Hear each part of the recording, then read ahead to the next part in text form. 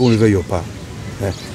Il y a une période dans laquelle j'ai eu des doutes, à partir de 1954, après avoir fait des choses, avoir exposé dans des grands salons, être invité, j'ai eu un doute terrible entre 1954 et 1956, 1957.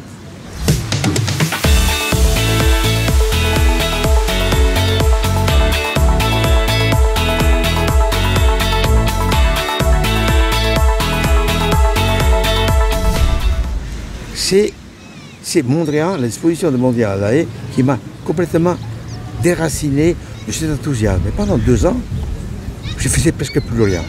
Parce que je me suis rendu compte que tout ce que je faisais, le doute, il te prend, c'est la première fois qu'il te prend. Et puis, tu n'as plus confiance en toi. Et quand tu n'as plus confiance en toi, rien n'apparaît. Tu vas qu'à tout, sauf à quelque chose de concret. Et un jour, j'avais une rencontre, malheureusement il est mort depuis 50 ans, un ami, il m'a dit, on n'abandonne jamais ce qu'on a donné à 20 ans, le choix de ces 20 ans. Il faut toujours croire que quand on a eu le courage de partir un jour, on peut recontinuer tout le temps. Et j'ai repris cette formule en 56-57 parce qu'à ce moment-là, avec des amis, je rencontre Vanton Gerlo, un peintre, sculpteur très connu, qui, parce qu'il y a une période de 5-6 mois que je faisais du sous-Mondrian, tellement Mondrian est magnifique, est fabuleux.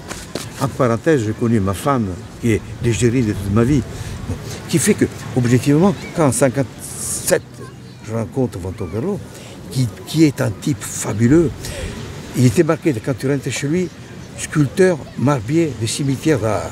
C'était génial, j'ai trouvé ça. Et donc, avec lui, il t'a donné l'enthousiasme qui me manquait.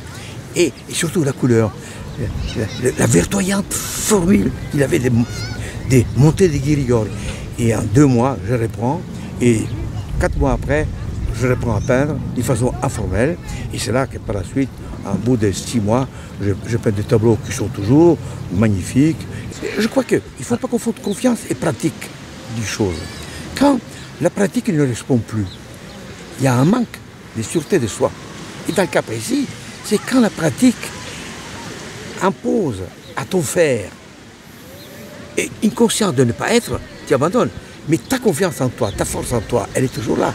Elle est bien à côté. Mais en définitive, elle ne m'a jamais quitté. La preuve, j'ai continué 1 an et demi après à être ce que j'étais. Mais c'était au contraire, je pense.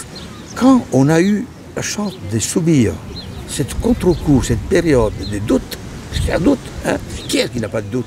C'est le doute qui m'a fait avancer. C'est le doute qui m'a donné la force de continuer et de ne plus avoir de doute. Et d'aller au-delà des doutes. C'est ça la force. Si je devais conseiller quelqu'un, primo, tous les métiers se ressemblent.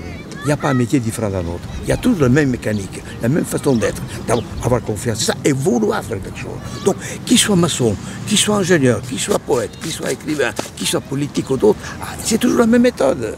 C'est la confiance, sa foi, de faire quelque chose, d'aboutir cette chose, avec compte, vent et marée. Donc, dans tous les métiers, c'est le même mécanisme, la même force, la même volonté. Et il est possible, si, mais il faut aller contre soi-même, contre ses faiblesses, contre ses impossibilités, faire face à ses doutes. Dans tous les métiers, il n'y a pas un métier, ils sont tous la même mécanique. Il n'y a pas les artistes, non. Qu'ils soient maçons, qu'ils soient charcutiers, qu'ils soient d'autres, c'est ça, on peut tout faire dans la vie. Tout est possible. Mais il faut avoir confiance dans son destin. Le destin, c'est très important. Le destin, c'est-à-dire, c'est sa confiance en soi, son destin, c'est pas autre chose. Voilà. Le conseil que je te donne, ayez confiance en vous-même, dans le doute, pour continuer et faire ce qui est nécessaire à votre vie.